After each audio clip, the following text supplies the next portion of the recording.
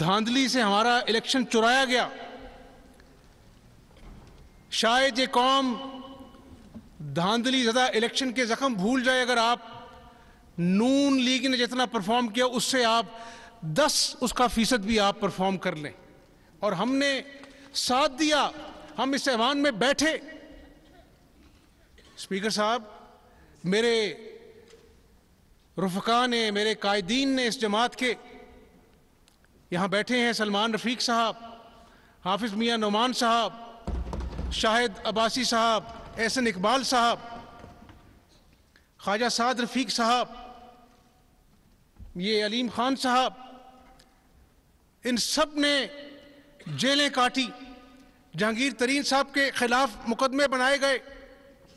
मैं यहाँ पर 22 महीने बतौर कैदी प्रोडक्शन ऑर्डर्स पर इस ऐवान में पेश होता रहा। कोई बात नहीं, कोई बात नहीं, बुरा वक्त आता है, अल्लाह के करम से चला जाता है। लेकिन स्पीकर साहब, मैं आज आपके तवस्सुत से पूछना चाहता हूं इमरान नियाज़ी साहब से कि आपने इस कौम के नौजवानों को 1 करोड़ नौकरियों का झांसा दिया।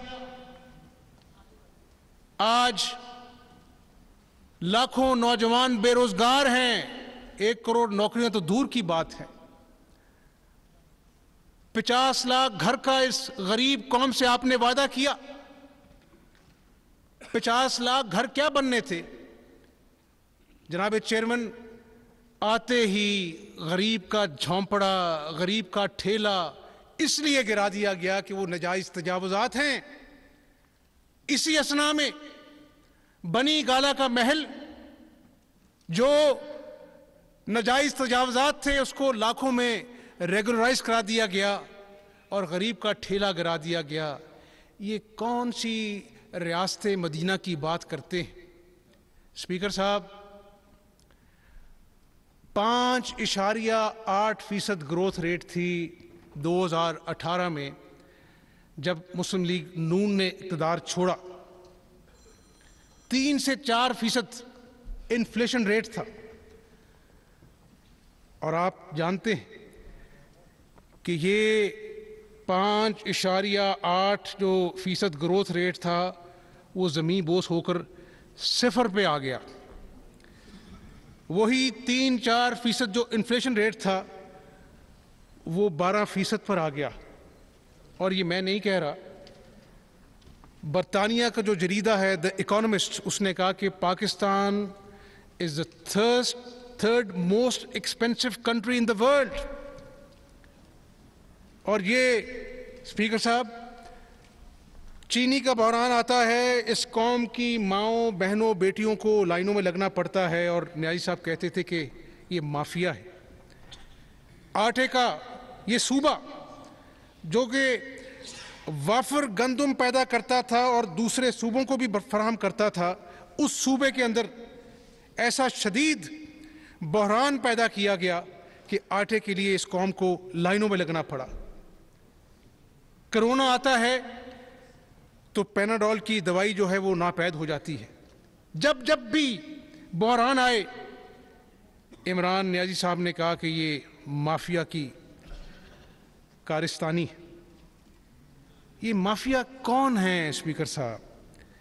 ये कौन से माफिया हैं जो कि आम दुनिया में 20 से 25% इन्फ्लेशन हुई और हमारी यहाँ पर बैड गवर्नेंस की वजह से, लैक ऑफ मॉनिटरिंग की वजह से 60 से 70% जो है महंगाई आई। बिजली 61% इन लोगों ने महंगी की। गैस 167% महंगी हुई। और जो बिजली था वो 8 रुपए का यूनिट जो है वो आज 27 रुपए का हो गया है। हद ये है स्पीकर साहब, परसों ये बात वाज़े हुई कि सिर्फ lack of repair and maintenance के वजह से 7,000 मेगावाट बिजली जो है वो ग्रिड में नहीं आ रही, वो प्लांट्स बंद पड़े। मैं स्पीकर साहब सिर्फ जानना ये चाहता हूं कि IMF के पास नहीं जाना था, खुदकुशी करनी थी।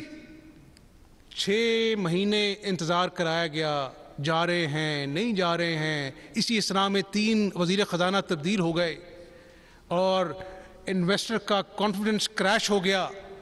स्टॉक मार्केट्स, कैपिटल मार्केट्स, उनका कॉन्फिडेंस क्रैश हो गया और फिर हमने 38 से 40% को रुपए की कदर कम कर दी और फिर IMF के घुटनों में जाकर बैठ गए।